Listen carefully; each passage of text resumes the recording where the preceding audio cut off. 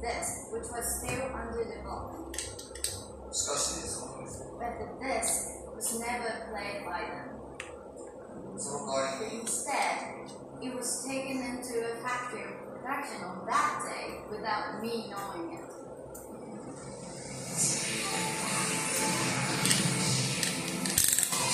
There were several editions of the home releases of DOA 2 that featured all kinds of additional content across them, from new costumes, stages, cutscenes, and secret characters, to even new game modes, and eventually online play, the Japanese Dreamcast version, which came in two different editions, one being the regular release, and the other known as the limited edition. The limited edition Dreamcast version definitely was the best of what it did, with its superior graphics and wide range of costumes. However, I do have a soft spot for my European copy of the PS2 version, despite its graphical shortcomings. In other regions, this game was called DOA 2 Hardcore, and was the final version of DOA 2 released after the limited edition Dreamcast version, featuring most of the same things in the game, with its own exclusive editions, like having even more costumes and extra cutscenes during story mode, with all of them running at 60 frames per second this time. The 3 exclusive stages in this version were also some of my favorites in DOA 2 in general, especially the loading. DOA 2 Hardcore was Itagaki's second chance to make a PS2 version, after getting over the turmoil he felt after being forced to release the first version. You could really tell he meant to fix things after the amount of content he added again. However, neither the arcade, Dreamcast, or PS2 would see the best version of the game, as later on, the game would be released in its most complete state on another console, which became the new home for the Dead or Alive series for many years to come.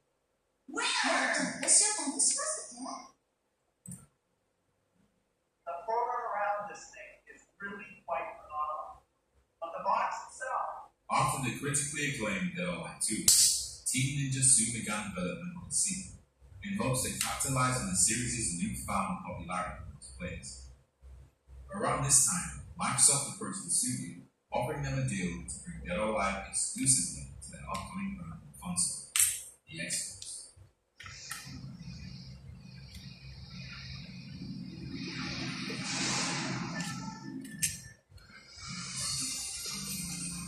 Tomonobu Itagaki saw this as an excellent opportunity, as he always strived to utilize the most powerful hardware available to make the best Dead or Alive games possible. The Xbox was exactly the system for that philosophy. He also stated that it was much easier to develop a game with just one console, and that the Xbox's development environment was as convenient as the Dreamcast's, with the PS2's being most difficult. This also led to Team Ninja eventually skipping out on the arcade release for the game to purely focus on the Xbox, which might not have been the best idea in terms of building an audience at the time. In 2001, Dead or Alive 3 was announced in Japan, but was eventually released first in North America to line up with the release of the American Xbox. I have very fond memories of playing Dead or Alive 3. I never owned the game or an Xbox myself, but I would always play the game at family friends' house, where we would usually go head to head in a round robin like setting, since there were usually a lot of us around whenever I was over. It was so cool seeing the updated graphics and costumes of characters from the Dreamcast version of the game 2, as well as the brand new, more expansive stages introduced in the 3 that the Xbox made possible. Dead or Alive 3 introduced 4 new playable characters, with most of the characters from DOA 2 returning, except for the secret unlocking character Tango. These new characters were Christy, Brad Wong, Hitomi, and Hayate, who was revealed to be Ain's real identity at the end of his arcade mode in DOA 2. This meant his moveset was changed completely to accommodate for the fact that he was a ninja of the Mugen Tenshin. Luckily, Ain was an unlockable character, and he only won at that in this game. But a lot of Ain's moves were given to Hitomi, as they shared a choreographic background. Gameplay-wise, this felt right at home moving in from DOA 2, the game not feeling much different in general from its prequel, outside faster movement speed. The approach to this game in general was to make it easier and more accessible to newcomers, through soft changes like increased active frames on holds, immediate attacks on switching attack powers, and stage falls causing KOs when players were help. The real changes came more so in the Japanese and European versions of the game, dubbed Dead or Alive 3.1 and 3.2 respectively. The Japanese version of the game initially had 50 new attacks in total for characters and enhanced the CPU, along with modifying the properties of attacks and upgrading the three-step movement to be much more evasive. This was adjusted again in the European version, scaling back the evasiveness and adjusting the balance once more. In true DOA fashion so far, these new versions came with all kinds of new costumes for each character, adding to the flair of the stellar visuals. The story mode played the same way it did in DOA 2, with the final boss this time being Gunpla, Iron Ace foster father in his Omega form after being experimented on by the new shadow leader of the Doatech organization. This fight was a great one, as this all had to be done from a third-person perspective, which felt so strange to do in the fighting game. I see the vision, but the execution wasn't all there.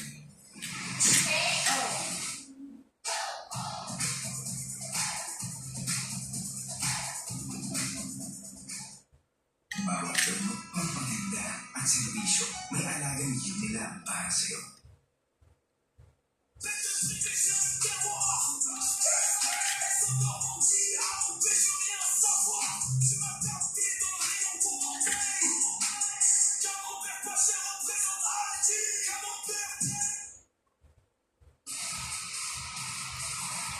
It could easily be seen as a misstep to have Dead or Alive 3 as an exclusive game to the Xbox, but the game went on to be the best-selling game in the entire series so far, selling over 1 million copies in the first 5 months of its release and 2 million copies worldwide.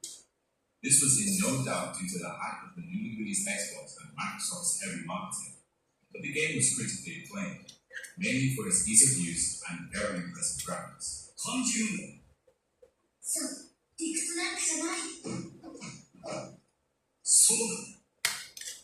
However, it wasn't all great, as in Japan, the game didn't sell as well as Microsoft's Japanese division had hoped, only being able to move 180,000 copies out of the projected 500,000 initially. The excess copies sent over to the Japanese retailers started to pile up, causing stores to put the game on sale for as low as 300 yen, which was around $3 at the time, just a month after the game's release. Itagaki expressed how sad and frustrated this made him, as he imagined when gamers saw a game going for that cheap, it must be something terrible and not worth playing, which was very important seeing how good this game actually was.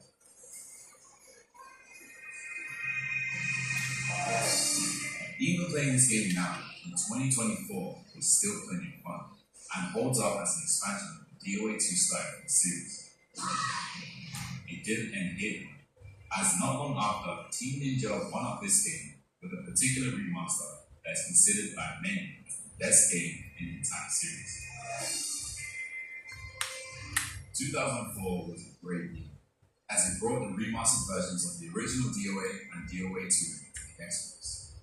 Having access to the original DOA game again was great, but the main attractions to this collection was the brand new version of Dead or Alive 2, dubbed the most complete version of the game by Itagaki himself.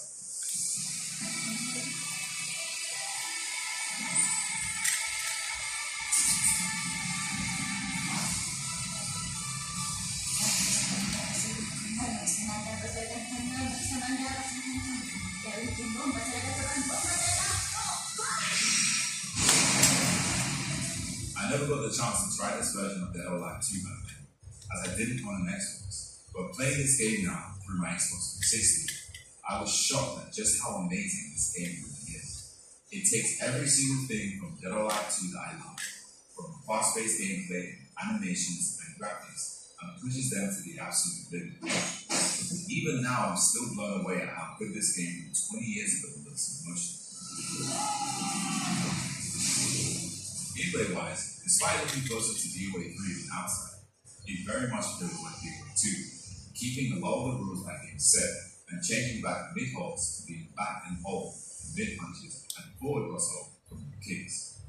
The game is noticeably much harder coming from DOA 3, with the CPU performing way more well-timed holds, forcing you to stagger your blows much more to bait out and punish their holds with well-timed throws. I felt the increased difficulty slowly molded me into a better DOA player in general. This new version of the game was everything fans of the original version from a few years ago wanted, including all the bonus content from each and every edition of the game, from arcades to the Dreamcast and PS2, all wrapped up in one beautiful new package. The Zombie from DOA 3 was also added to the roster, which was a welcome addition.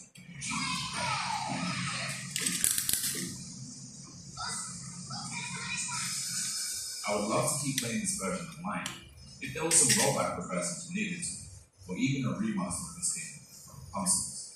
But for now, I'm still having fun playing the Dreamcast version of the Notepad 2 on 5K.